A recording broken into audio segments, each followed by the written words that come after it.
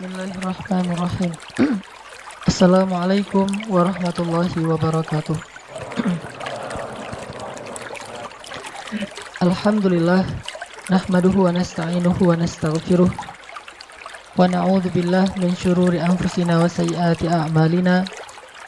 May yahdihillahu fala mudhillalah wa may yudlil fala hadiyalah. Asyhadu an la ilaha illallah wahdahu la syarikalah wa asyhadu anna Muhammadan abduhu wa rasuluhu la nabiyya ba'dah. Allahumma salli wa sallim wa barik ala sayyidina wa habibina wa maulana Muhammadin wa ala alihi wa ashabihi ajma'in. Rabbi syrah li sadri wa yassir li amri wa hlul 'uqdatam min lisani yafqahuna qawli. Teman-teman sekalian, alhamdulillah dalam beberapa pertemuan terakhir kita telah membahas pertama tema tentang pasangan atau suami istri. Bahkan kajian tentang ini ada beberapa pertemuan. Kemudian kita juga sudah membahas tentang masalah hubungan kita dengan orang tua, terutama dengan ibu, bahkan dengan mertua sekalipun. Maka pada kesempatan ini kita akan melanjutkan pembahasan kita tentang hubungan dengan manusia atau hablum minan nas atau muamalah, yang kali ini berkaitan dengan orang yang berada di luar rumah kita, yaitu para sahabat, teman, dan orang yang ada di sekitar kita. Hari ini kita akan membahas tentang salah satu sifat, bahkan kalau kata ulama bukan cuma sifat, tetapi karakteristik. Bedanya sifat dengan karakteristik, kalau sifat dimiliki oleh kita dan orang lain. Sedangkan kalau karakteristik, kata ulama, itulah yang menjadikan kita khas ketimbang orang lain. Itulah yang membedakan kita dengan orang lain. Sehingga para ulama mengatakan salah satu karakteristik seorang muslim, seorang mukmin yang paling luar biasa itu adalah dia seorang yang sangat setia kawan. Istilah setia kawan ini saya coba ijtihad, saya coba terjemahkan dari istilah yang sebenarnya dalam bahasa Arab itu disebut dengan istilah al-ithar. Kalau dalam bahasa Arab disebut dengan istilah al-ithar. Dalam bahasa Arab itu ada dua, ada ithar, ada atharah. Ada ithar yaitu setia kawan, ada atharah yaitu individualis. Ini mirip istilahnya, ithar, atharah. Nah, kita akan membahas tentang salah satu karakteristik seorang muslim atau seorang yang mengaku mukmin adalah ithar. Dan seperti apa ithar ini? Kalau kita bahas bahwa setia kawan, bukan hanya muslim yang punya sifat setia kawan. Dan istilah setia kawan ini bukan hanya dimiliki oleh orang-orang yang mengaku beriman. Bahkan orang yang tidak beriman kepada Allah pun kadang lebih setia kawan dari orang yang mengaku beriman. Lalu bagaimana kita akan menunjukkan kalimat dari hadis Nabi, innama bu'ithtu, sesungguhnya aku diutus hanya liutammima makarimal akhlak, untuk menyempurnakan, untuk mengutuhkan akhlak-akhlak yang mulia. Sehingga dulu saya pernah menyampaikan bahwa yang memiliki akhlak mulia itu bukan cuma muslim, non-muslim juga mereka punya akhlak yang mulia. Mereka juga belajar tentang kemuliaan akhlak. Tetapi Islam, kata Nabi, liutammim, dia mutammimal akhlak, mutammima makarimal akhlak. Dia menyempurnakan semua akhlak-akhlak yang indah, semua akhlak-akhlak yang baik yang dimiliki oleh sekian banyak manusia. Kaum muslimin menyempurnakan, artinya kalau kita membicarakan tentang sifat jujur, maka semua orang belajar tentang jujur, tetapi yang paling sempurna kejujurannya itu harusnya seorang muslim. Kita bicara tentang sifat sabar, banyak orang yang memiliki sifat sabar, tetapi harusnya muslim itulah yang paling sempurna kesabarannya. Kita bicara tentang sifat setia kawan, banyak orang yang punya sifat setia kawan, bahkan orang yang dalam bahasa poster itu mungkin masa bejat dulu, dalam keadaan masih bejat, kita jauh dari masjid, kita nggak pernah sholat, kita nggak taat sama orang tua, tapi kita punya sifat setia kawan kepada teman-teman kita itu luar biasa. Harusnya orang yang sudah datang ke masjid, yang sudah mengaku berhijrah, yang sedang belajar Al-Quran dan Sunnah, dia punya sifat setia kawan yang lebih sempurna daripada mereka yang menurut sebagian orang disebut orang yang belum berhijrah. Jadi kalau kita mengaku sudah berhijrah, kalau kita mengaku sedang memperbaiki diri dan sudah sering ikut taklim, tetapi kita tidak lebih setia kawan daripada mereka yang jarang ikut taklim atau yang belum pernah datang ke masjid, berarti kita belum memiliki karakteristik seorang muslim, sehingga tidak sah disebut sebagai muslim sejati. Apa bedanya kita dengan mereka? Bahkan mungkin mereka lebih baik daripada kita. Ada satu orang namanya si A misalnya. Dia punya dua orang teman. Teman yang pertama, si B, ini orang yang sudah hijrah, rajin ke masjid, sholat berjamaah, ikut taklim. Ini si B. Temannya yang satu lagi si C, nggak pernah berhijrah, nggak pernah ke masjid, nggak pernah ikut taklim, sholat aja nggak pernah. Ketika si A ini membutuhkan pertolongan, atau dia sakit, atau dia butuh apapun, dalam keadaan sedang diuji dengan satu musibah, maka lihatlah siapa yang pertama datang untuk menolong si A. Kalau yang pertama datang adalah si B, harusnya demikian, karena dia yang sudah berhijrah, dia yang sudah belajar. Tetapi alangkah memalukannya, alangkah sedihnya, jika yang pertama datang kepada si A ini adalah orang yang gak pernah berhijrah, gak pernah ke masjid, ke taklim, yaitu si C. Sekarang kira-kira kita punya teman nih, yang sering punya masalah, yang sering kadang-kadang diuji dengan musibah. Dia punya teman, salah satunya kita yang sudah rajin ke masjid, yang sudah sholat berjamaah di masjid. Dan dia juga punya teman-teman yang lain yang gak pernah ke masjid, yang seringnya ke tempat-tempat maksiat. Coba tanya pada diri kita masing-masing, kalau teman kita ini butuh sesuatu, apakah kita lebih dulu datang kepada dia, atau teman kita yang kita sebut ahli maksiat lebih dulu datang kepada dia? Ini adalah muhasabah yang paling jujur untuk menunjukkan siapa yang paling baik di antara kita dengan orang lain, yang kita sebut sebagai ahli maksiat dengan ahli ta'lim dan ilmu. Harusnya seorang muslim menunjukkan yang paling awal dalam kebaikan. Bukankah Allah mengatakan wasari'u ila maghfiratin min rabbikum wa jannah fastabiqul khairat was-sabiquna as-sabiqun ulaikal muqarrabun.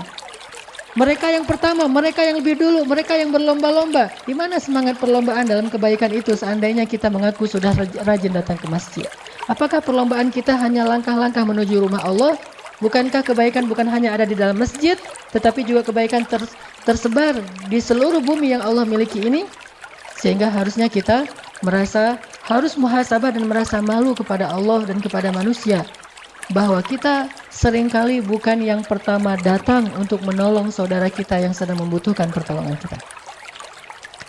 Kita sering disalib oleh orang-orang yang kita sebut mungkin dia orang yang tidak beriman, kita disalib oleh mereka.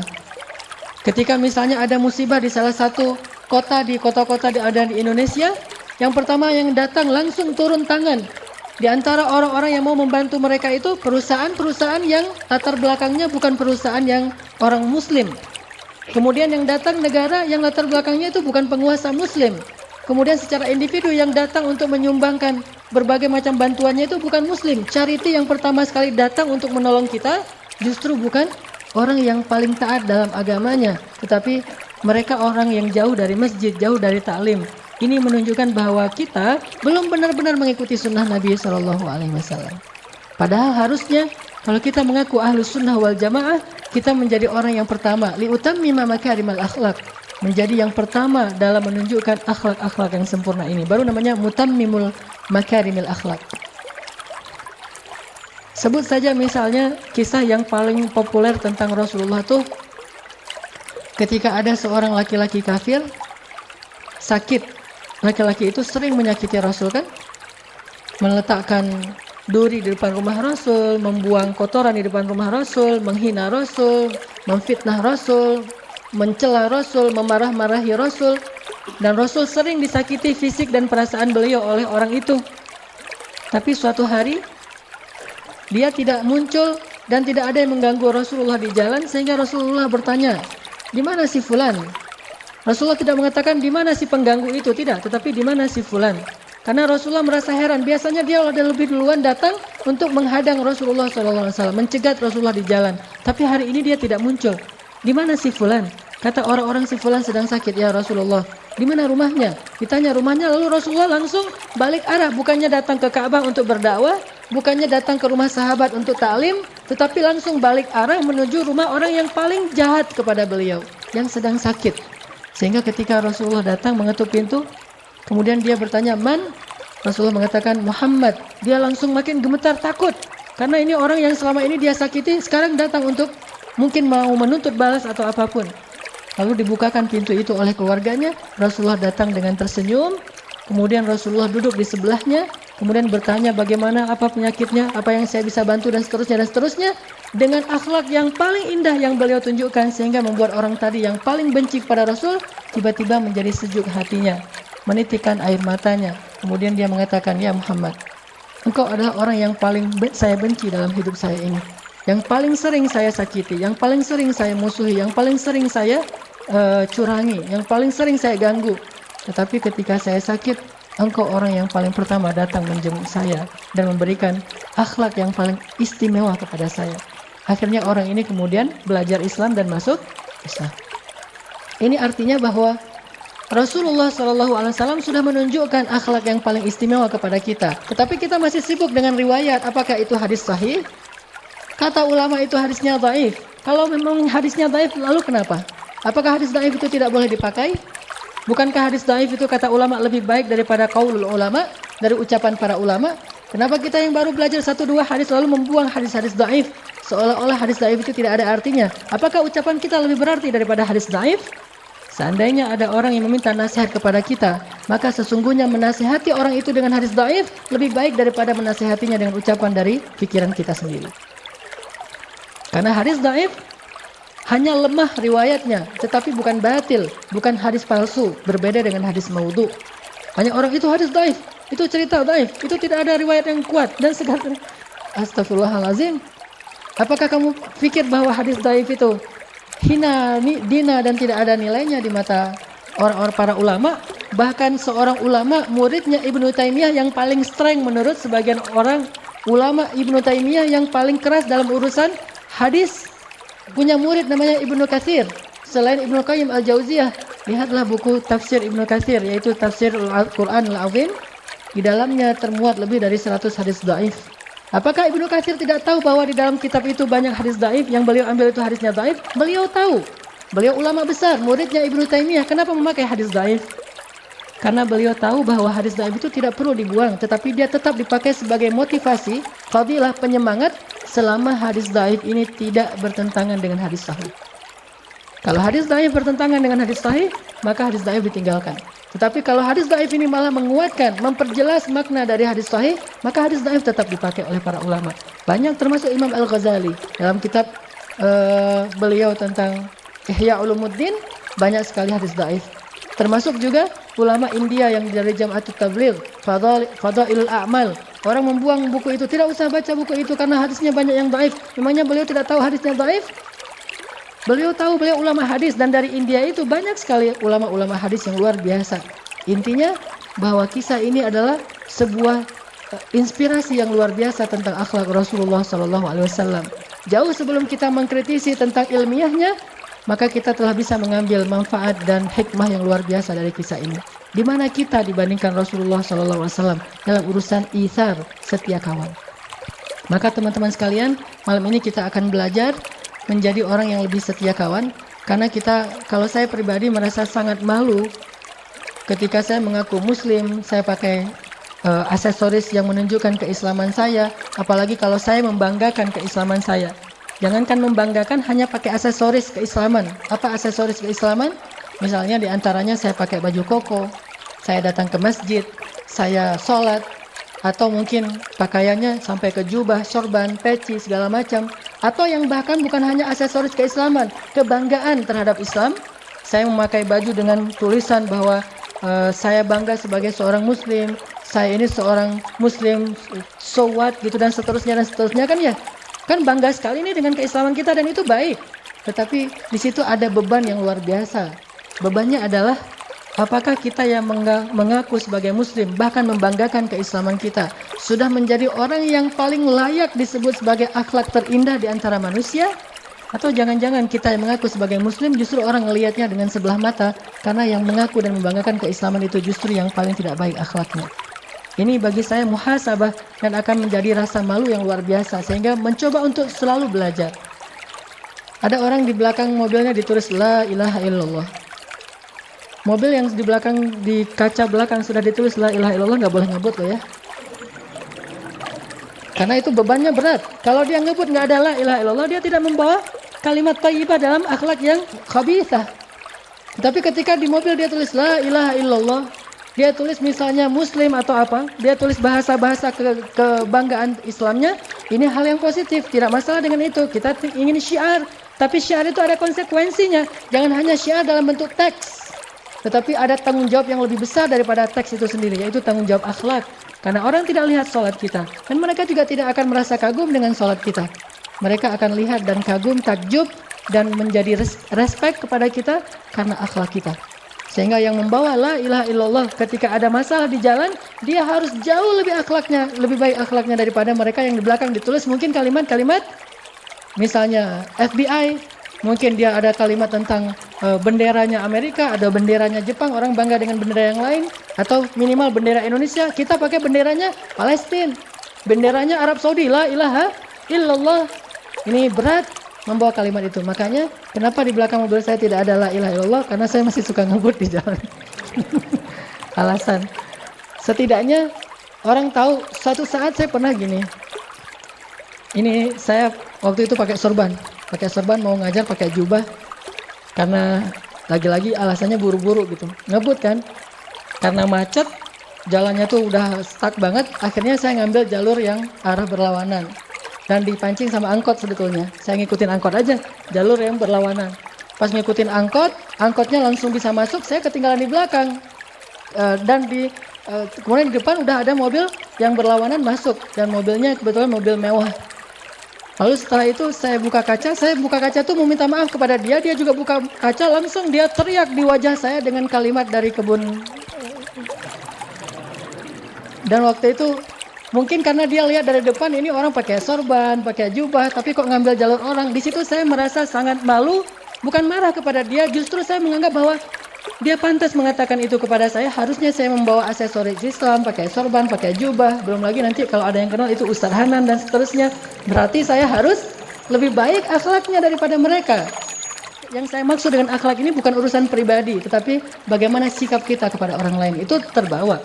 Apalagi kita, misalnya teman-teman udah pada tahu nih, teman-teman komunitasnya kita di sini, ada yang komunitasnya atlet, mungkin para atlet sepak bola, ada komunitasnya yang lain, anak motor, anak musik, anak segala macam kan di sini nih. Teman-teman kita di komunitas tahu kalau kita tuh udah hijrah, kalau kita itu udah rajin ke masjid, bahkan bukan hanya tahu dari orang lain, kita sendiri yang kadang-kadang ngomong, saya ngaji di Al-Latif, saya sekarang lagi coba belajar agama dan seterusnya. Disitulah kita sebetulnya sedang diperhatikan oleh mereka. Kalau mereka memperhatikan kita, jangan buru-buru menjudge mereka bahwa mereka itu sedang curiga sama kita, menjelek-jelekan kita, enggak. Mereka sedang memperhatikan, apakah yang sudah mengaku hijrah ini lebih baik akhlaknya atau tidak. Kalau lebih baik, maka saya akan ikut dia. Nah, kalau yang sudah hijrah ini, yang sudah belajar agama ini lebih mengalah, lebih sabar, lebih mudah memaafkan, lebih lebar senyumnya daripada yang lain, maka saya akan ikut dia. Tetapi kalau yang sudah mengaku berhijrah ini, kemudian yang dulunya suka tersenyum, sekarang mulai manyun, saya tidak akan ikut dia. Kalau yang dulunya dia orangnya asik, sekarang mulai jaim, saya tidak akan ikut dia. Kalau dulunya orangnya sangat toleran, sekarang orangnya sangat strike gitu, saya tidak akan ikut dia. Ternyata akhlak kita itulah yang akan menarik mereka untuk ikut sama-sama menikmati hidangan Allah di dalam masjid. Intinya adalah salah satu yang paling mereka perhatikan itu dan akan membuat mereka takjub itu adalah sifat itsar yang tadi saya coba terjemahkan dengan setia kawan. Mari kita coba baca ayat Al-Quran yang sangat fenomenal tentang masalah itsar yang ada di dalam surat Al-Hasyr. Coba kita buka surat 59, surat Al-Hasyr ayat 9. Surat 59 ayat 9.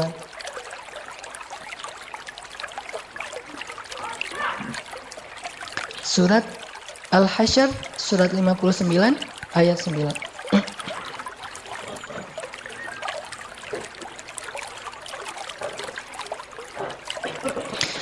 A'udzu billahi minasy syaithanir rajim.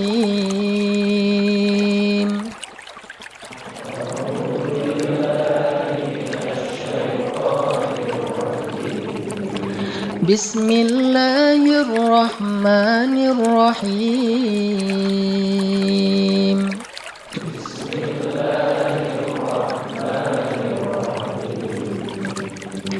والذين تبوأوا الدار والإيمان من قبلهم يحبون من هاجر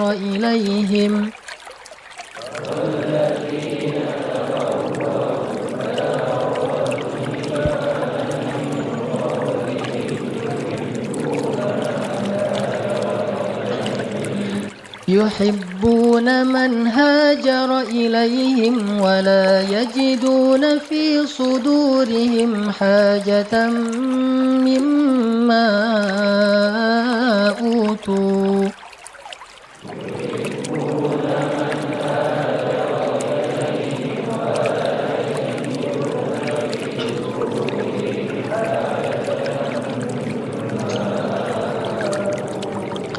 ويؤثرون على أنفسهم ولو كان بهم خصاصة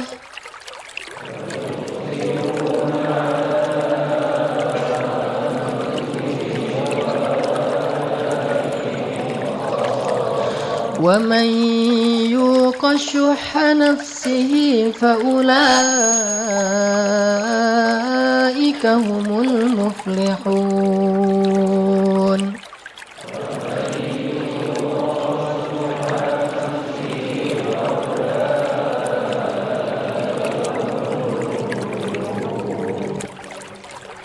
Dan orang-orang yang telah menempati kota Madinah dan telah beriman, yaitu kaum Ansor, sebelum kedatangan kaum Muhajirin. Mereka adalah orang-orang Ansor yang sangat mencintai orang-orang Muhajirin yang berhijrah kepada mereka.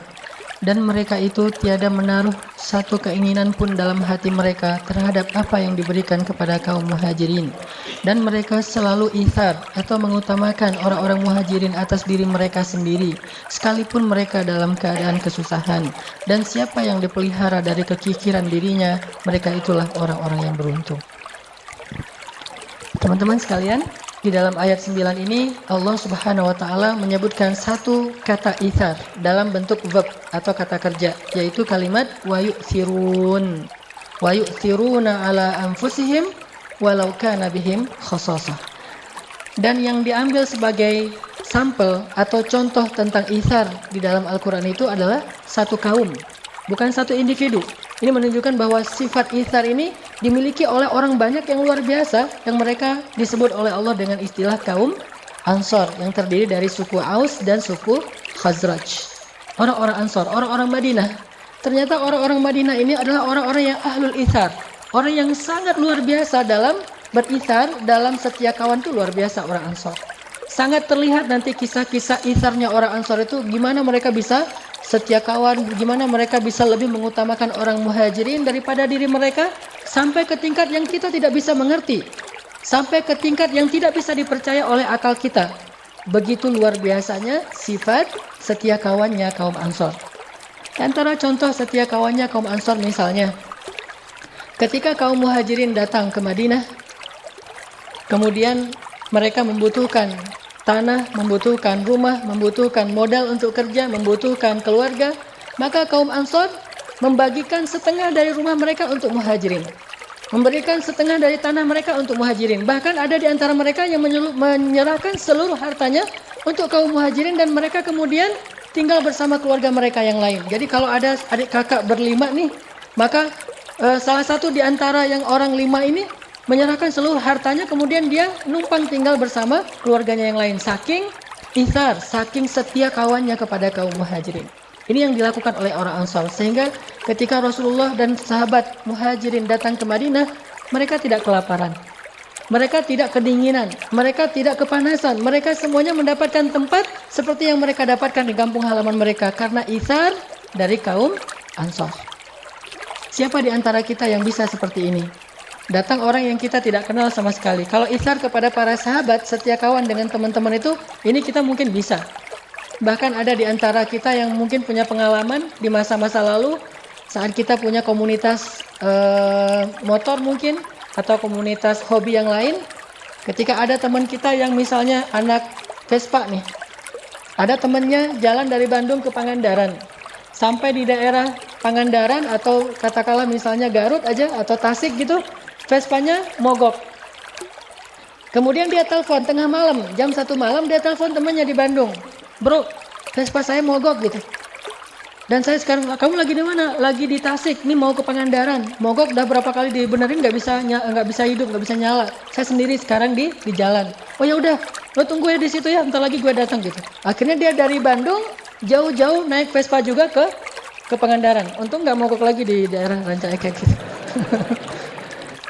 Jauh-jauh datang ke Pangandaran, ditelepon oleh temannya dalam waktu hitungan menit.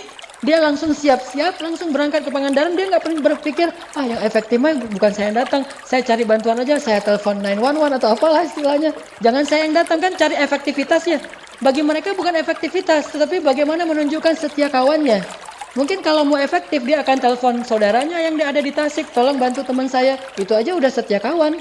Tetapi dia tidak ingin kebaikan ini diambil oleh orang lain. Dia yang harus mengambil kebaikan ini. Sehingga dia datang jauh-jauh dari Bandung, ke Tasik, ke Garut, bahkan sampai ke Pangandaran, menyusul temannya yang sedang menunggu di sana dalam keadaan sedang membutuhkan pertolongan. Ini dilakukan oleh orang-orang yang tidak mengenal agama. Harusnya kita yang sudah belajar agama harus punya setia kawan yang jauh lebih dahsyat dari ini. Dan ini bukan hal yang sepele. Karena tugas seorang muslim itu adalah menunjukkan identitas Islam yang telah Allah gariskan dalam syariatnya. Dan ini berat, makanya menjadi seorang muslim itu luar biasa beratnya. Menjadi seorang muslim itu benar-benar harus menjadi wasaton, harus menjadi pemimpinnya orang lain dalam segala kebaikan. Sehingga kalau ada di antara anak-anak Vespa yang bisa berkorban sejauh itu, harusnya anak-anak masjid bisa berkorban jauh lebih baik daripada itu. Kalau anak Vespa di Pangandaran ditelepon, malam itu juga datang. Anak masjid ditelepon di Surabaya, malam itu juga datang. Saya lagi di Surabaya, ya udah aku datang sekarang. Gimana cara datangnya? Mikir dulu. Harusnya bisa lebih dari itu. Memang saya juga belum pernah seperti itu. Saya merasa sangat takjub dengan anak-anak Vespa, anak-anak BMX, anak-anak komunitas yang lain yang punya sifat setia kawan yang luar biasa. Dan kita berharap dalam Islam itu, dalam masjid itu, dalam dakwah itu punya yang lebih dahsyat daripada komunitas-komunitas lain. Karena kita mengaku sebagai kuntum khaira ummatin ukhrijat linnas, kalian kelompok terbaik di antara manusia. Terus tunjukkan mana yang terbaik. Apakah terbaik itu hanya label? Apakah terbaik itu hanya slogan? Apakah terbaik itu hanya sekedar bentuk orasi dan khutbah? Atau kenyataan real? Maka kalau khutbah kita pasti lebih bagus daripada yang lain. Kalau label kita punya banyak label-label yang keren. Tetapi realnya kita harus banyak muhasabah. Saya bukan katakan tidak ada, tetapi kita harus banyak muhasabah. Jangan-jangan kita belum menunjukkan apapun, apa yang kita tunjukkan dalam bentuk label, tetapi tidak ada dalam realitasnya. Orang Ansor, pernah ada kasus begini. Sejak kaum muhajirin datang ke Ansor, orang Ansor itu berbagi. Berbagi setengah dari harta mereka, sepertiga dari harta mereka, 2/3 dari harta mereka. Bahkan ada yang seluruh dari harta mereka diberikan. Maaf, sampai ada di antara mereka yang mengatakan, maaf, saya punya anak, silakan kalau kamu mau menikahi anak saya, kamu butuh keluarga, kamu jadi menantu saya. Kamu tidak perlu mahar, maharnya adalah kamu muslim.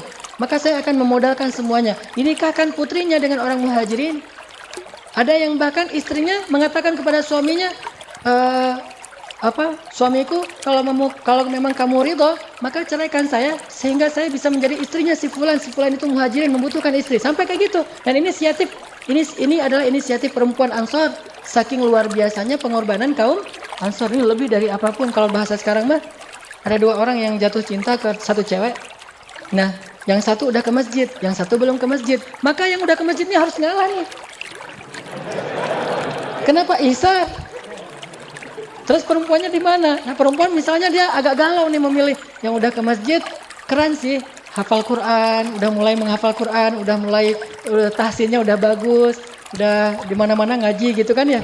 Terus yang belum ke masjid, keren juga, cuma dia belum dekat dengan Al-Quran, belum ikut taklim, belum sholat di masjid dan seterusnya. Galau memilihnya nih. Akhirnya supaya si perempuannya nggak galau, maka tunjukkanlah sifat ithar. Datanglah ke teman kita, bro, boleh bicara heart to heart nggak? Ada apa bro gitu? Eh, itu tentang si cewek itu tuh namanya misalnya apa namanya yang keren? Eh, Hah? Namanya Wulan gitu. Si Dewi lah, Dewi. Tentang si Dewi misalnya. Lo suka sama dia gitu. Ah, lo nggak usah ngomong gitu lah, baper banget sih jadi orang gitu-gitu deh gitu. Nggak enak kalau udah terlalu main emosional. Kita jujur aja kalau misalnya lo suka sama dia, gue juga suka. Terus gitu. Maksud gue kalau misalnya lo suka sama dia, ya udah kamu aja yang maju. Saya mah apa tuh gitu. kamu aja yang maju gitu. Kok kamu bisa gitu? Kamu nggak serius ya sama dia? Serius banget. Terus kenapa kamu bisa ngerelain? Isar bro, isar gitu kan ya. Habis ikut talim, harusnya gitu tuh. Orang Ansor bukan cuma orang yang pacar doang yang dikasih, sampai istri pun, dan istrinya juga rela banget atas nama bukan cinta lagi bagi mereka yang terpenting adalah isar. Sampai kayak gitu, coba bayangkan. Walaupun ini kasusnya cuma ada satu ya, jangan bilang semua orang Ansor kayak gitu, enggak juga. Cuma ada satu kasusnya, dan itu agak-agak unik menurut saya dan nggak harus jadi teladan juga sih. Saya nggak rela.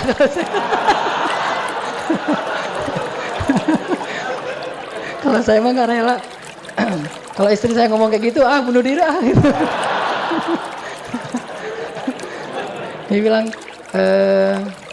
manggilnya misalnya kalau saya manggilnya nggak usah disebut lah, pokoknya gitu manggilnya gitu. Manggil gitu. Kamu cinta sama aku? Cinta banget dong gitu kan. Gimana? Aku nggak bisa hidup tanpa kamu, pokoknya lebay-lebay gitu. Terus dia bilang, tapi kalau ada ayat tuh, lan tanalul birra hatta tunfiqu mimma tuhibbun. Kamu tidak akan sampai mendapatkan kebaikan terbaik sampai kamu menginfakkan yang paling kamu cintai. Hah? Menginfakkan yang paling dicintai. Maksud kamu apa? Ceraikan aku biar aku menikah dengan dia. Wah! Langsung rame itu kan ya, selingkuh lah, segala macam lah tuduhan-tuduhannya. Tapi orang Ansor ada yang pernah kayak gitu, bayangin. Ini menunjukkan bahwa isar mereka itu udah luar biasa. Sampai saya bilang, nggak bisa dipercaya dengan logika kita, tapi mereka bisa melakukannya. Terus kalau di Madinah itu lagi musim panen, kan orang muhajirin itu nggak bagus dalam bertani ya. Mereka tuh kan rata-rata bakatnya tuh pedagang. Sedangkan orang Ansor bakatnya berkebun, bertani. Mereka orang-orang yang bagus dalam megang tanaman. Nah, ketika musim panen korma, orang muhajirin nggak pernah kerja. Orang muhajirin nggak pernah bantu-bantu di ladang-ladang korma. Mereka mah berdagang aja, dan berdagangnya juga nggak untung-untung amat karena modalnya kecil.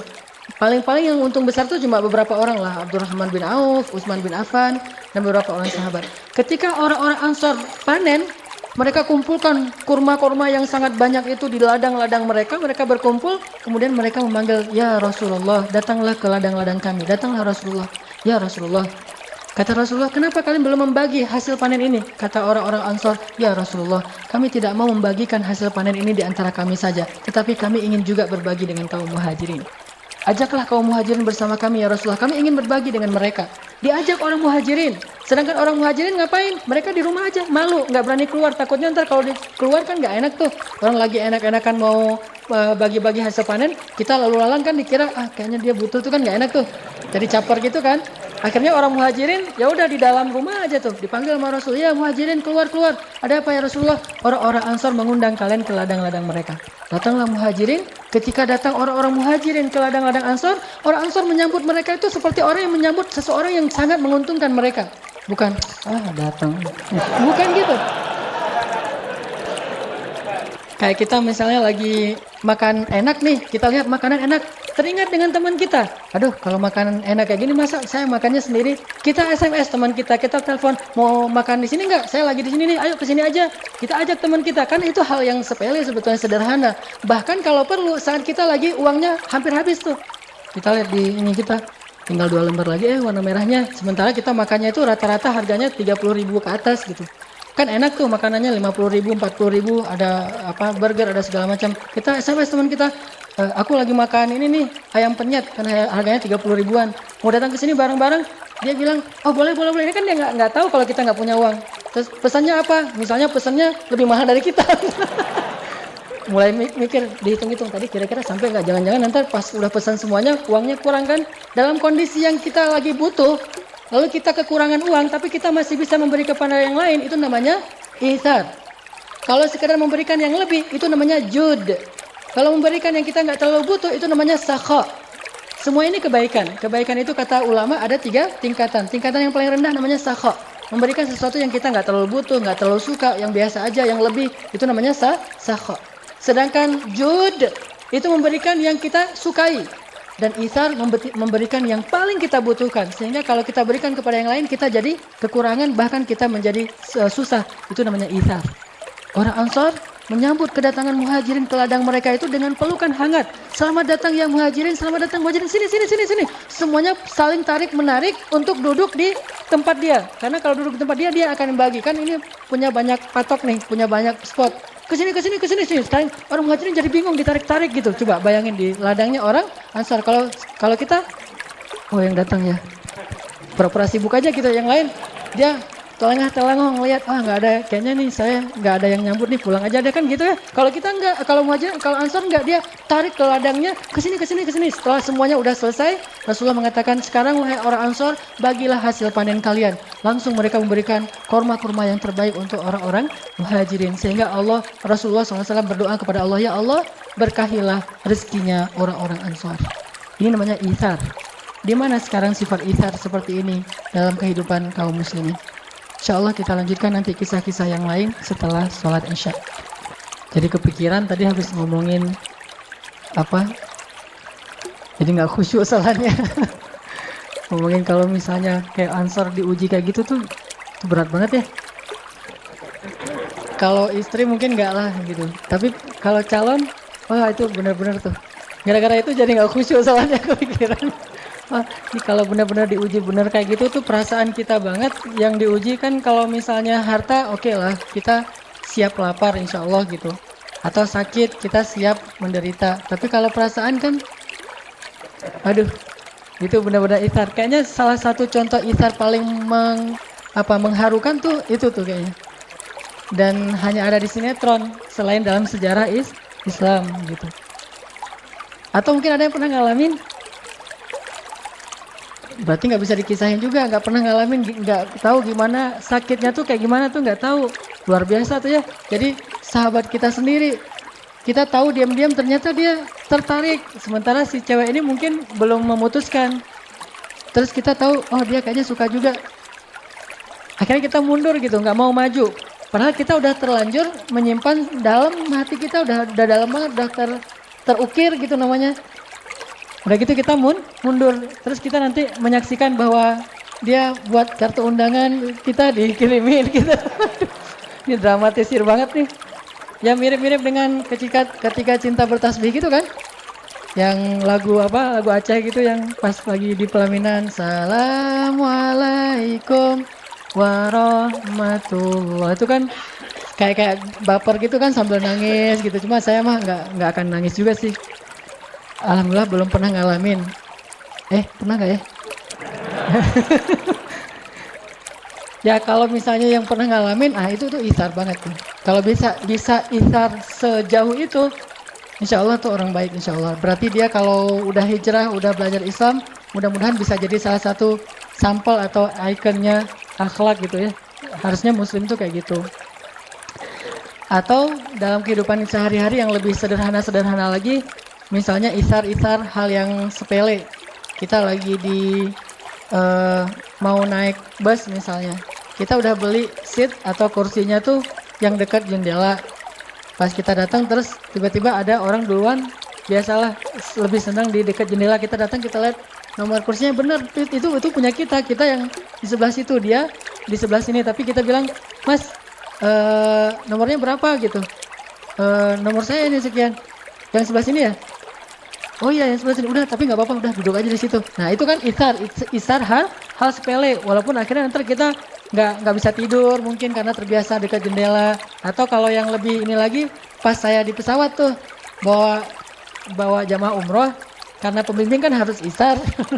Itu nasib pembimbing tuh harus ithar. Pas bawa jamaah umroh di pesawat itu seatnya itu diacak, jadi ada yang sekeluarga tapi satu di depan, satu di belakang dan seterusnya. Pas kita udah masuk ke dalam pesawat, saya nggak bisa duduk dulu, saya duduknya paling belakang dulu. Tunggu sampai jamaah senyaman mungkin memilih kursi yang mereka dekat dengan pasangannya, dengan keluarganya. Kadang-kadang kursi saya, Ustadz duduknya di mana? Di sini. Boleh nggak Ustadz ditukar? Oh boleh banget, boleh banget, boleh banget. Terus saja ganti lagi, pindah ke depan. Ustadz, ini anak saya di sebelah sana, boleh nggak di sini? Oh ya boleh Bu. Saya pindah lagi sampai 5 kali pindah. Akhirnya saya ke paling belakang. Nah ini hal-hal yang sepele kayak gitu bisa jadi salah satu contoh-contoh itsar dalam kehidupan kita. Atau termasuk dalam masjid kayak gini, misalnya kita udah selesai sholat, kita nggak sholat sunnah dulu karena pengen yang lainnya biar bisa sholat. Itu terjadi loh di Mekah, Madinah tuh harusnya kayak gitu itsar. Tapi orang udah beribadah di Mekah, Madinah malah nggak bisa itsar. Misalnya di Raudhah gitu. Di Raudhah itu kan tempat yang mustajabah doa tuh di Masjid Nabawi. Orang sholat di situ tuh lama-lamaan, doanya tuh panjang banget. Perasaan di Indonesia nggak gitu-gitu amat, tapi sampai di sana tuh gitu amat. Panjang banget doanya tuh. Udah gitu kalau orang Indonesia kan berpersepsinya doa itu harus duduk ya. Nggak bisa sambil jalan atau sekedar berdiri aja nggak bisa, harus duduk. Jadi dia duduk bersila udah nyaman banget gitu, naruh barangnya depan belakang kanan kiri, doa ya Allah panjang banget. Di belakang tuh orang-orang bilang ya Ammi ya Allah ya Allah ya Ammi ya haji haji haji gitu. Mereka karena nggak ngerti bahasa Arab bagus juga sih, jadi cuek gitu, terus aja berdoa. Nah ini namanya itsar, hal-hal yang sepele kayak gini. Kalau dalam kehidupan kita yang lebih ekstrim lagi mungkin yang tadi saya pernah lihat di internet di YouTube tuh ada liputan tentang seorang anak di Australia Muslim. Jadi dia dapat penghargaan dari pemerintah Australia sebagai salah satu contoh anak yang berkorban untuk kakaknya. Anak ini sekitar 8-9 tahun, kakaknya 12 tahun, tenggelam di salah satu pantai di laut. Tenggelam, dua-duanya nggak bisa berenang, tapi pas ngelihat kakaknya lagi tenggelam nggak bisa berenang, akhirnya dia nolongin kakaknya sambil dia tarik kakaknya, dan dia udah kelep juga, dia udah minum banyak air, terus sampai bisa membawa kakaknya ke pantai, dan dia sampai lemes dan pingsan. Diambil sama lifeguard, kemudian dibawa ke ambulan, dan di perjalanan dia meninggal dunia. Sehingga langsung dikasih banyak penghargaan, orang banyak yang menangis untuk dia. Nah ini itsar, rela mati demi orang lain. Kadang kita ngerasain kayak gitu. Kayak misalnya kita lagi bareng-bareng berenang di UPI misalnya, yang 5 meter tuh kan ya. Nah ada teman kita yang ternyata terlalu pede mungkin berenangnya, main nyemplung aja, ada kira 1,5 meter. Pas dia masuk ke situ kok dalam banget masuknya. Datanglah kita ceng gitu kan. Terus kita pegangin, kita bawa ke atas. Walaupun kita bisa berenang juga kan, tapi kita nggak belajar cara nyelamatin orang lain. Berenang sendiri sih mungkin bisa, tapi nyelamatin orang diinjak-injak ditekan-tekan sama dia, udah aja kita mungkin minum banyak air sampai kita akhirnya kenyang gitu dan pingsan karena kenyang. Nah ini itsar. Tapi nggak tahu nih, ada nggak orang yang mau melakukan sejauh ini? Kalau ada yang bisa melakukan sejauh itu minimal untuk keluarganya, itu berarti menunjukkan bahwa dia udah punya semangat itsar yang luar biasa. Intinya itsar memberikan sesuatu yang paling kita butuhkan walaupun sedikit. Sampai Nabi bilang apa tentang itsar? Rubba dirhamin sabaqa alfa dirham. Bisa jadi 1 dirham itu lebih Allah sukai daripada 1000 dirham, kata Nabi. Kenapa bisa jadi 1 dirham lebih Allah sukai daripada 1000 dirham? Karena 1000 dirham ini diberikan oleh orang kaya, sedangkan 1 dirham ini diberikan oleh orang yang sangat-sangat membutuhkan 1 dirhamnya. Jadi bisa jadi 1 dirham ini nilainya lebih besar di mata Allah daripada 1000 dirham. Apa bedanya? Bukan angkanya, tapi itsar dan jud. Kalau 1000 dirham itu jud, memberikan sesuatu yang dia juga sebetulnya punya lebih gitu. Tapi kalau itsar, memberikan satu-satunya yang dia punya, dan kalau dia berikan ke orang lain dia akan susah. Itulah itsar. Sehingga ada kisah seorang ulama di zaman tabi'in. Beliau miskin, fakir, malah ulama-ulama dulu kan terbiasa hidup dalam keadaan miskin. Sehingga keluarganya juga udah ridho dengan keadaan kayak gitu, sibuk dengan ilmu. Nah, beberapa hari keluarganya nggak makan, dan beliau juga nggak tahu harus bekerja apa. Sementara beliau mengajarkan ilmu kepada orang lain, nggak pernah dibayar. Ini juga buat saya dulu pernah ngalamin ya, masa-masa ketika awal-awal saya mengajar itu bayarannya kecil banget, dan saya tidak mempermasalahkan itu sampai akhirnya Allah menguji keikhlasan saya. Saya dibayar seadanya, seikhlasnya, dan saya datang hujan-hujan segala macam, penghasilan sebulan itu kurang dari kebutuhan. Sampai akhirnya Allah menguji suatu hari, anak saya sakit keras, Anak yang kedua, Maryam, sakit keras, harus dibawa ke rumah sakit, panas tinggi luar biasa, udah 2 hari nggak turun-turun, dibeliin obat nggak turun juga, sehingga akhirnya saya bawalah ke rumah sakit, salah satu rumah sakit di Bandung, rumah sakit swasta waktu itu. Saya bawa ke rumah sakit, mereka langsung minta deposit. Depositnya untuk 10 hari, 1 hari 1 juta, berarti 10 juta. Saya nggak punya tabungan sama sekali. Akhirnya udah masuk, anak saya udah diperiksa, katanya ini parah banget, harus segera diopname dan minta depositnya. Saya tarik lagi keluar dari rumah sakit itu. Saya pergi ke rumah sakit negeri. Ke rumah sakit negeri, salah satu rumah sakit negeri di Bandung. Akhirnya juga gitu. Diminta deposit, kemudian mau di scan gitu, mau di ronsen. Cuma minta uang dulu dan saya nggak punya. Akhirnya keluar lagi dari rumah sakit. Saya bawa pulang ke rumah itu. Dalam keadaan saya waktu itu menangis karena sedih nggak bisa membawa anak saya berobat dan nggak punya uang. Di situ mulai diuji tuh. Diuji banget. Muncullah pikiran-pikiran yang nggak tahu nih negatif atau wajar. Saya selama ini ngajar ikhlas-ikhlas, tapi giliran saya butuh nggak ada yang bisa nolong. Kan teruji tuh. Nah disitulah akhirnya mulai diuji antara pilihan. Kalau gitu memilih nggak nih mana yang mahal infaknya, mana yang kecil, atau yang kayak gini dikasih istilahnya mungkin ada angkanya segala macam. Saat itulah ujian paling berat. Dan para sahabat atau cerita ulama tadi pernah seperti yang saya alamin. Anaknya sakit, keluarganya nggak makan sekian hari. Akhirnya dia cari pekerjaan. Ketika dia udah bekerja di pasar itu mengangkut jadi kuli pasar gitu, dia dapat untuk bisa beli roti cuma satu roti doang tuh, saking murahnya dibayar. Dan itu pun pasarnya pasar yang jauh yang nggak ada yang kenal dengan dia. Soalnya kalau di pasar ini orang kenal nanti disedekahin, nggak enak. Dia pergi ke pasar yang jauh, bekerja dapat beli 1 roti. Pas dia pulang dari perjalanan dari pasar ke rumahnya, dia udah bahagia nih, anak saya bentar lagi bisa makan, keluarga bisa makan, saya bisa makan. Tiba-tiba di tengah jalan dia bertemu dengan seorang ibu dengan 3 orang putrinya, semuanya dalam keadaan kelaparan. Kata ibu ini, "Pak, boleh saya minta tolong? Saya belum makan udah berapa hari, anak-anak saya juga kasihan belum pada makan." Ini mulai ujian nih dalam hati si laki-laki ini, ulama ini. Kemudian akhirnya setelah dia timbang-timbang, dia kasihlah setengah dari rotinya kepada ibu tadi dan setengah lagi dibawa pulang.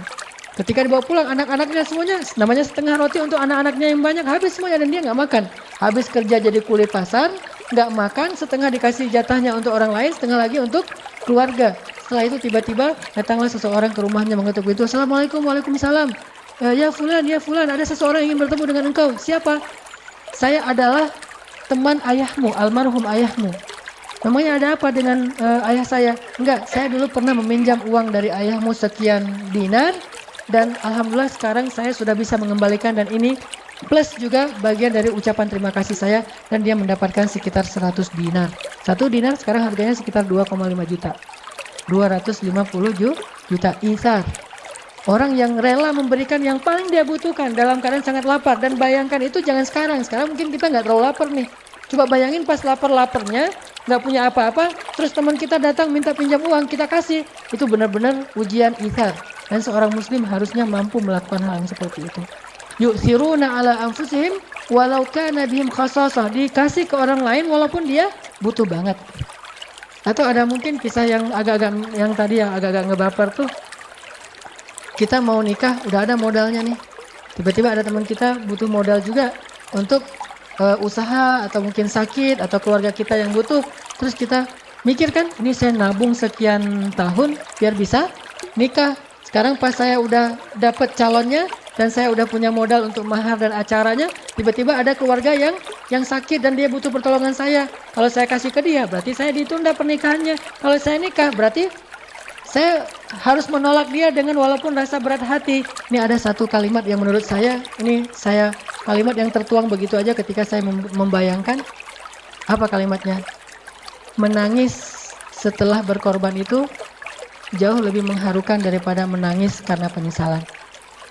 Menangis setelah berkorban jauh lebih mengharukan daripada menangisi kesalahan. Jadi kalau kita bisa berkorban kemudian kita menangis karenanya, terharu gitu, maka itu jauh lebih mengharukan daripada menangis karena kesalahan yang kita buat. Jadi usahakan jangan buat kesalahan, lebih baik kita berkorban untuk orang lain daripada kita berbuat kesalahan. Sehingga nanti kalau kita menangisi kesalahan kita yang sekarang, itu nggak keren. Lebih keren kita menangisi pengorbanan kita walaupun kita nggak dapat untung. Namanya juga pengorbanan. Itu menurut saya lebih mengharukan.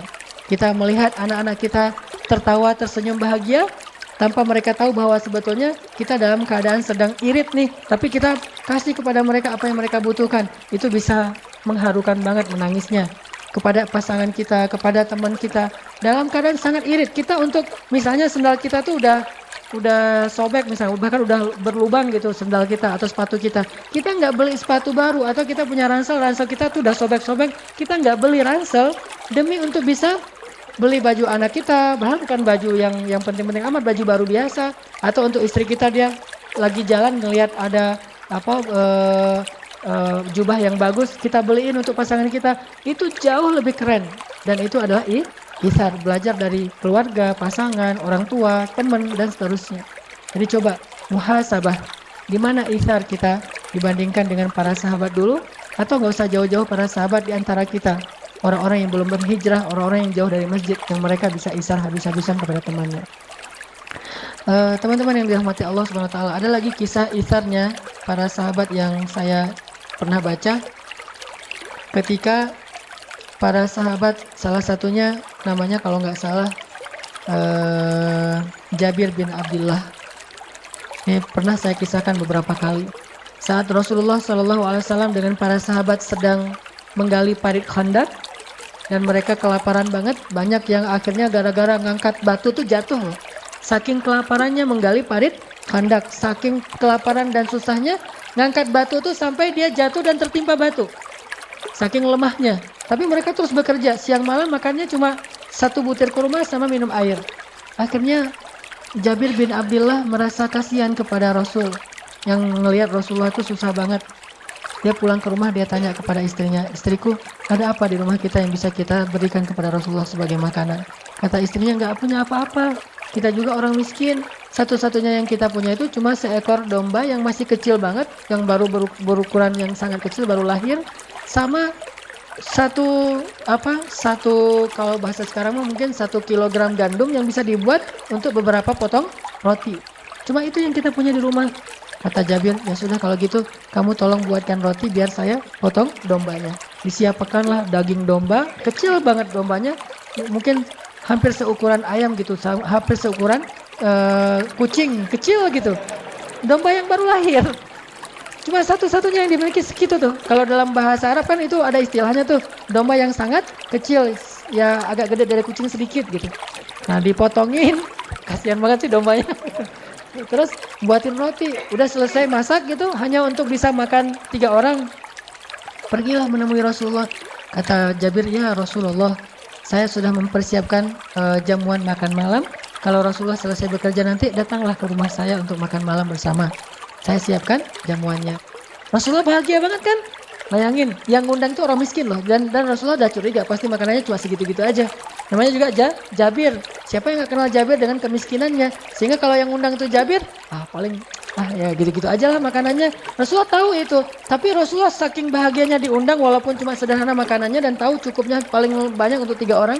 Dan Jabir udah mengatakan, "Cuma untuk 3 orang ya Rasul." Rasulullah langsung berdiri mengatakan, "Wahai para sahabat," yang jumlahnya berapa? 1000 orang. "Wahai para sahabat, Jabir ngundang kita makan di rumahnya." Wallahu Akbar gitu semuanya. Bayangin, jatah makan 3 orang diundang kepada 1000 orang. Rasulullah tuh nekat juga ya. Ya sahabat, dan itu 1000 orang tuh lapar semua loh. Lapar semua, berhari-hari nggak makan. Jabir mengundang kita untuk makan di rumahnya. Semuanya bertakbir, Allah Akbar, Masya Allah, Jabir apa. Jabirnya pucat, langsung lari tuh. Lari nemuin istrinya. "Wah istriku, gawat. Kata istrinya, "Kenapa?" Ternyata yang akan datang itu bukan cuma 3 orang sahabat, tapi ada ratusan, bahkan 1000 orang. Kata istrinya dengan tenang, "Siapa yang mengundang mereka? Engkau atau Rasulullah?" Kata Jabir, "Rasulullah, aku cuma mengundang Rasulullah sama 2 orang sahabat."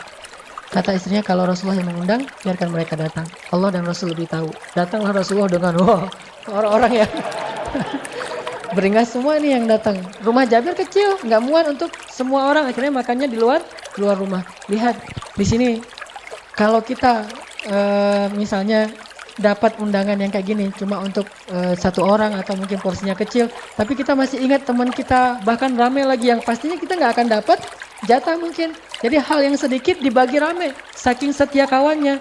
Maka Rasulullah ngajak orang yang 1000 dan beliau tahu kalau mereka udah datang, mereka lupa bahwa itu Rasulullah, makan aja semuanya. Sering kayak gitu soalnya. Rasulullah dilupain sehingga Rasulullah diam-diam aja nggak makan, yang lain pada makan. Baru nanti setelah mereka kenyang udah pada sendawa gitu, udah gelegean, kalau kata orang Sunda apa? Terap gitu. Jadi udah gelegean, udah terap, baru mereka tanya, loh Rasulullah kok nggak makan? Rasulullah kan sering digituin. Rasulullah bilang, udah biarin aja. Seolah-olah bahwa Rasulullah itu udah kenyang, bahkan ada yang sampai matiin lampu. Nah Rasulullah tahu kondisinya akan kayak gitu resikonya, tapi Rasul tetap mengundang 1.000 orang yang lapar-lapar tuh datang ke rumah Jabir. Jabir dengan wajah agak pucat, ini pasti nggak akan cukup nih. Kalau bahasa saya mah, kalau sekarang mungkin enak kalau kayak gitu, tinggal telepon warung Padang kan, nanti 1.000 bungkus gitu. Pas udah datang 1.000, utang dulu ya, kan bisa aja gitu kan ya. Ini kan nggak bisa nelpon warung Padang atau apa gitu, udah aja dengan kambing seukuran kucing sama beberapa potong roti.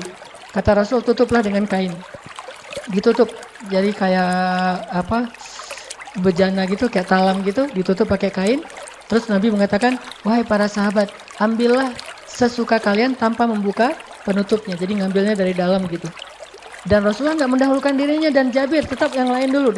Jabir bagikan pada mereka. 1.000 orang, bayangin berapa jam tuh.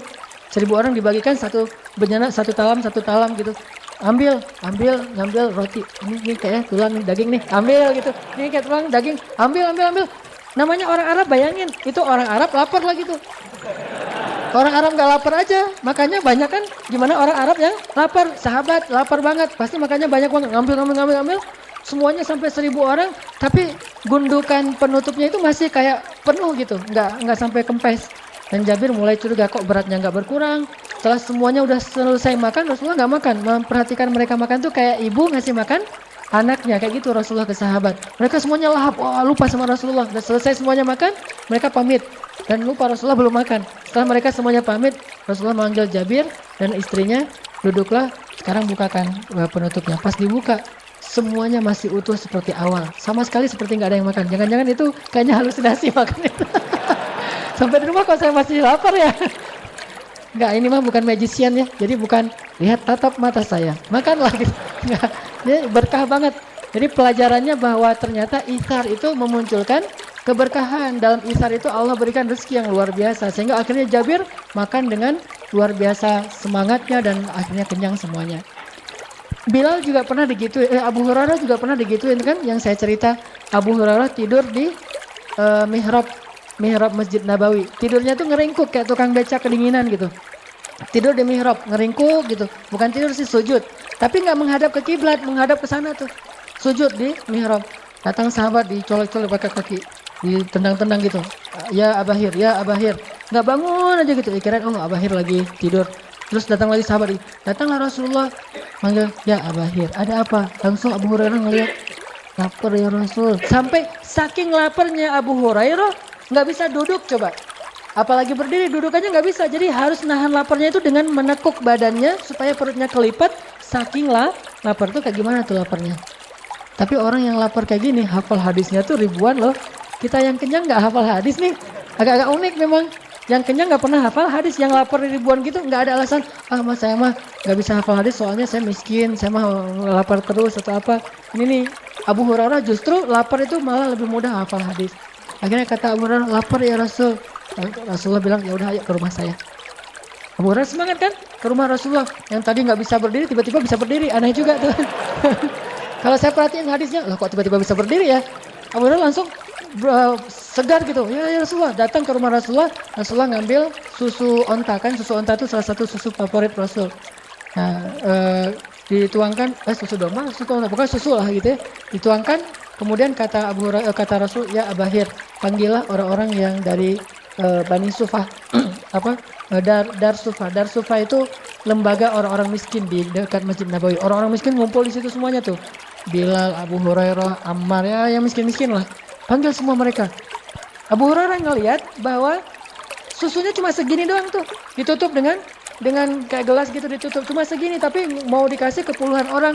Abu Hurairah tadi lagi lapar banget. Tapi kata Rasul, pergilah untuk memanggil mereka. Tapi namanya ini perintah Rasulullah. Akhirnya Abu Hurairah pergi mencari teman-temannya. Ayo cepetan lah. Makan, minum. Ini mah bahasa saya aja, Abu Hurairah nggak bakalan gitu juga. Ya udah dipanggil temannya. Bayangin kalau kita yang disuruh kayak gitu. Kan tadi saya yang lapor Rasul, kenapa manggil mereka? Kan harusnya gitu ya, normalnya gitu. Atau manggil dengan males-malesnya, dengan apa, pasti ntar berkurang. Tapi mereka iman. Dan Rasul sedang mengajarkan itsar kepada Abu Hurairah. Datanglah mereka semuanya. Setelah datang, kemudian akhirnya Rasulullah SAW mengatakan, ya Abahir, tuangkan susu ini kepada mereka. Semuanya minum susu, minum. Setelah semuanya selesai, Abu Hurairah duduk aja nungguin mereka. Setelah mereka udah pulang, Abu Hurairah kata Rasul, ya Abahir, sekarang kamu minum. Diminum sama Abu Hurairah. Udah ya Rasulullah, minum lagi kata Rasulullah. Minum lagi. Udah ya Rasulullah, minum lagi. Udah ya Rasulullah. Sampai Abu Hurairah tuh mau muntah. Saking banyaknya susu nggak habis-habis tuh coba. Memang ini mukjizat, tetapi ada pelajaran. Karena nggak murni hanya mukjizat saja tanpa ada sunnah yang perlu kita ikuti. Ternyata pelajarannya berkah itu ada di dalam itsar. Jadi ketika kita rela untuk itsar, Allah akan berikan kebaikan dari jalan yang lain. Kayak kita mukhayyam kemarin misalnya. Saya sangat takjub kepada teman-teman Ucing Leweng. Ucing Leweng itu bahasa Indonesianya apa? Bukan, serigala. Kan slogannya AU kan ya. Nah, teman-teman Ucing Leweng kan udah pengalaman nih di hutan. Pas kita berangkat ada yang mungkin belum pengalaman, tapi hebat juga tuh, ada tenda yang Alfamart, tendanya penuh dengan makanan, ada yang kayak gitu. Ada yang tenda itu benar-benar tendanya Abu Hurairah. Ya itu tenda saya mah Abu Hurairah banget, karena saya kirain paling juga ntar ada warung, karena saya ada warung di bawah, jadi tenda saya Abu Hurairah. Tapi pas lagi lapar ke warung, bukan di tenda. Jadi pas waktu itu saya nggak bawa sleeping bag, nggak bawa apa-apa lah, nggak lengkap gitu. Teman-teman Ucing Leweng itu ngasih, Ustaz ini pakai aja sleeping bag, udah kita sediain. Padahal bisa jadi nih dia ngasih sleeping bag itu dengan itsar, dia sendiri nanti tidurnya nggak pakai sleeping bag, tidurnya dekat api unggun atau tidurnya itu kedinginan, dan itu luar biasa. Atau yang lebih berat lagi mungkin kalau kemarin tempatnya masih normal lah. Dulu yang mukhayyam pertama tuh yang di yang di Ciwidey gitu, itu kan hujan deras, becek, genang air, kita dalam rawa-rawa gitu, semua pakaian kita basah kan. Mau memberikan pakaian kering kita ke teman yang lain sehingga kita tetap pakai pakaian basah, itu itsar. Mau memberikan sleeping bag ke teman kita yang nggak bawa, sementara kita tidur dalam keadaan kehujanan, itu itsar. Disitulah kita belajar menjadi muslim yang bukan hanya slogan, bukan cuma label, tapi muslim yang kenyataan akhlaknya. Dan kita harus bisa. Malulah kita kepada orang yang di luar masjid, yang mereka mungkin bisa lebih itsar daripada kita. Dan insya Allah dalam waktu dekat, bulan Desember ini, kita akan coba belajar juga, walaupun belum ke tingkat itsar, baru jud, kebaikan, yang dulu saya pernah wacanain, akan membangun sebuah pesantren. Dan alhamdulillah videonya udah selesai dibuat, nanti akan dipresentasi, membangun sebuah pesantren di pelosok Tasik dan perbatasan Garut, daerah Taraju. Pesantren anak-anak yang menghafal Al-Quran, yang mereka tidurnya di lantai, nggak punya bantal, apalagi kasur dan selimut. Dan saya kebayang aja setiap saya hujan deras tuh, saya selalu teringat mereka kayak gimana nih. Di kita aja, di rumah aja, hujan deras ada satu bocor aja, sibuknya minta ampun ya. Kalau itu pasti bocornya banyak banget tuh. Udah gitu anak-anaknya besok harus bangun subuh-subuh, bahkan sebelum subuh untuk tahajud. Kemudian siangnya mereka harus tahfiz Al-Quran. Jadi tetap mereka dalam keadaan susah tapi masih mau menghafal Al-Quran. Mudah-mudahan nanti kita semuanya bisa terlibat walaupun dalam bentuk apapun untuk membangun sebuah pesantren, sehingga dakwah kita ini bukan cuma orasi di atas mimbar. Tapi saya berharap dakwah kita ini, saya senang sekali kalau ada dakwah yang punya semangat humanis. Karena Rasulullah itu orang yang sangat humanis. Jadi dakwahnya bukan hanya ilmiah, tapi ilmiah yang humanis, sangat sensitif dengan kebutuhan manusia. Walaupun hal kecil yang kita lakukan, tapi alhamdulillah ada beberapa teman yang mau gabung nih. Teman-teman dari Harley mau gabung, teman-teman dari komunitas yang atlet mau gabung, kemudian dari beberapa kantor PT juga mau gabung, dan dari ibu-ibu juga ada beberapa orang dari akhwat, dokter-dokter juga mau bareng berangkat ke sana. Sehingga mudah-mudahan nanti kita bisa dari komunitas BMX mungkin, dari anak bola mungkin, dari anak yang lain, termasuk anak Vespa, bareng-bareng nih kita coba tunjukkan kepada seluruh manusia bahwa dakwah bukan cuma di dalam masjid, tetapi dakwah itu dari dalam masjid kemudian keluar untuk membawa rahmatan lil alamin insyaallah. Ini yang akan kita lakukan dalam bulan Desember ini. Mudah-mudahan kita semuanya bisa terlibat walaupun bentuknya bebas apapun.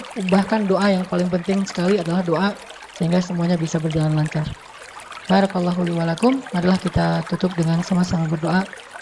Mudah-mudahan Allah Subhanahu wa taala memberikan kepada kita ilmu yang bermanfaat, bukan sekedar ilmu yang kita ingat. Ditambah lagi di sini ada doa khusus yang dimintakan untuk almarhum Bapak Eri Ahradi bin Endang, Bapak dari siapa nih? Sostrolita. Ya, almarhum Bapak Eri Ahradi bin Endang. Mudah-mudahan Allah Subhanahu wa Ta'ala menerima beliau sebagai hambanya, ditempatkan di sisinya yang terbaik, diampunkan dosanya, diangkat derajatnya, dan dilapangkan kuburnya. A'udzu billahi minasy syaithanir rajim. Bismillahirrahmanirrahim. Alhamdulillahi rabbil alamin. Allahumma hdina fiman hadait وعافنا فيمن عافيت وتولنا فيمن توليت وبارك لنا فيما أعطيت وقنا برحمتك شر ما قضيت اللهم لك الحمد يا رحمن لك الحمد يا رحيم لك الحمد يا رب العالمين الحمد لله على نعمة الإسلام الحمد لله على نعمة الإيمان الحمد لله على نعمة التوبة الحمد لله على نعمة القرآن الحمد لله على نعمة الأخوة الحمد لله على نعمة الهجرة الحمد لله على نعمة العبادة اللهم إنا نسألك حلاوة الإيمان اللهم إنا نسألك رضاك والجنة ونعوذ بك من سخطك والنار اللهم اغفر له وارحمه وعافه واعف عنه وأكرم نزله ووسع مدخله واجعل قبره روضة من رياض الجنة ولا تجعل قبره حفرة من حفر النيران اللهم اغفر لنا ولوالدينا وارحمهما كما ربيانا صغارا رب اغفر لي ولوالدي وارحمهما كما ربياني صغيرا يا أرحم الراحمين اغفر لأمهاتنا يا غفار اغفر لأمنا يا غفار واغفر لأبائنا يا غفار واغفر لإخواننا يا غفار واغفر لأخواتنا يا غفار واغفر لأساتذتنا يا غفار واغفر للمسلمين يا غفار ربنا اغفر لنا ولإخواننا الذين سبقونا بالإيمان ولا تجعل في قلوبنا غلا للذين آمنوا يا الله يا الله يا الله يا رب العالمين يا الله نسألك رضاك والجنة ونعوذ بك من سخطك والنار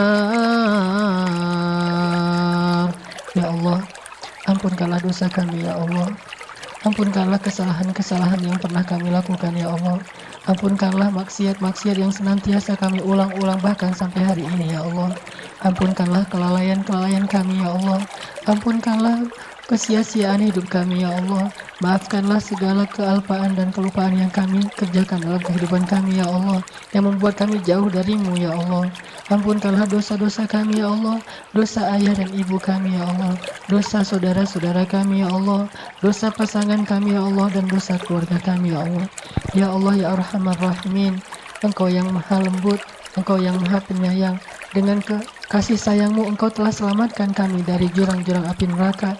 Engkau hantarkan ke dalam hati kami iman dan hidayah. Engkau hantarkan dalam hati kami rasa cinta untuk duduk di dalam majelis ilmu agama-Mu ya Allah. Engkau jadikan kami rasa cinta ke dalam rumah-Mu ya Allah, sehingga kami lebih ringan melangkahkan kaki kami untuk datang ke masjid-masjid-Mu ya Allah. Ya Arhamar Rahimin, di sana di luar sana masih banyak dari sahabat-sahabat kami yang masih enggan untuk masuk ke dalam rumah-rumah-Mu, bukan karena mereka benci kepadamu ya Allah, tetapi karena mereka belum paham ya Allah. Ampunkanlah dosa sahabat-sahabat kami ya Allah, yang mereka masih belum mau datang ke rumah-Mu ya Allah, bukan karena mereka jahat, tetapi mereka belum mengerti ya Allah. Ajarkanlah kepada mereka apa yang Engkau ajarkan kepada Nabi-Mu. Ajarkanlah kepada mereka apa yang Engkau ajarkan kepada para sahabat-Mu. Ajarkanlah kepada mereka apa yang Engkau ajarkan kepada hamba-hamba-Mu yang soleh ya Allah. Ya Allah, berikanlah kebaikan yang kami rasakan saat ini di rumah-Mu kepada sahabat-sahabat kami yang ada di luar sana ya Allah. Ketuklah hati mereka agar mereka mau datang ke masjid-masjid-Mu, agar mereka mau duduk di dalam majelis-majelis ilmu agama-Mu ya Allah. Ya Allah, jadikanlah kami asbab hidayah bagi mereka. Maafkanlah kami jika kami tidak sabar terhadap kesalahan-kesalahan yang mereka kerjakan. Jika kami belum sabar untuk mengajak mereka dengan akhlak yang baik, justru mereka menjadi semakin jauh dari rumah-Mu karena ketidaksabaran kami dalam mengajak mereka ya Allah. Ya Allah, masukkanlah kami ke dalam surga bersama sahabat-sahabat kami itu ya Allah. Jadikanlah kami sahabat di masa jahiliyah dulu menjadi sahabat juga di masa-masa yang telah kami bertobat ya Allah. Jika kami dulu bermaksiat kepadamu dalam keadaan berteman dan akrab, sekarang jadikanlah kami beribadah kepadamu juga dalam keadaan berteman dan akrab ya Allah. Dalam keadaan bersahabat ya Allah di dunia dan di akhirat insya Allah. Ya Rabbal Alamin, selamatkanlah pemuda-pemuda Islam yang ada di Indonesia dari segala macam fitnah dunia ya Allah. Selamatkanlah akhwat perempuan-perempuan muslimah dari fitnah aurah dan fitnah dunia ya Allah. Jadikanlah pemuda-pemudi Islam itu tumbuh dalam ketaatan ya Allah, sehingga mereka mendapatkan salah satu naungan-Mu di padang mahsyar, yaitu pemuda yang tumbuh dalam ketaatan ya Allah. Ya Rabbana ya Arhamar Rahimin, dengarlah doa-doa kami ya Allah. Tetapkanlah hati kami dalam hidayah ya Allah. Janganlah Engkau matikan kami dalam keadaan su'il khatimah ya Allah. Janganlah Engkau matikan kami dalam keadaan bermaksiat kepadamu ya Allah. Janganlah Engkau matikan kami ketika hari kami tidak melaksanakan ibadah yang sesuai dengan perintah-Mu ya Allah. Matikanlah kami di hari yang terbaik dalam hidup kami ya Allah. Matikanlah kami dalam keadaan beramal soleh kepadamu ya Allah. Dan hidupkanlah kami nanti di akhirat, dan pertemukanlah kami bersama Rasul-Mu Sallallahu Alaihi Wasallam. Ya Allah ya Rabbal Alamin, betapa rindu kami kepada Nabi Muhammad Sallallahu Alaihi Wasallam. Betapa kami rindu kepada Nabi Muhammad ya Allah. Kami sering berselawat untuknya. Kami mencoba untuk mengikuti sunnahnya semampu kami ya Allah. Itu semuanya karena kami merindukan beliau ya Allah. Jadikanlah kami termasuk di antara orang-orang yang bertetangga dengan Rasul-Mu di dalam surga nanti ya Allah. Bertetangga dengan Abu Bakar As-Siddiq, bertetangga dengan Umar bin Khattab, bertetangga dengan Utsman dan Ali radhiyallahu anhum ajma'in. Ya Allah ya Arhamar Rahimin, Rabbana atina fid dunya hasanah wa fil akhirati hasanah wa qina adzabannar. Subhanakallahumma wa bihamdika asyhadu an la ilaha illa anta astaghfiruka wa atubu ilaik. Assalamualaikum warahmatullahi wabarakatuh.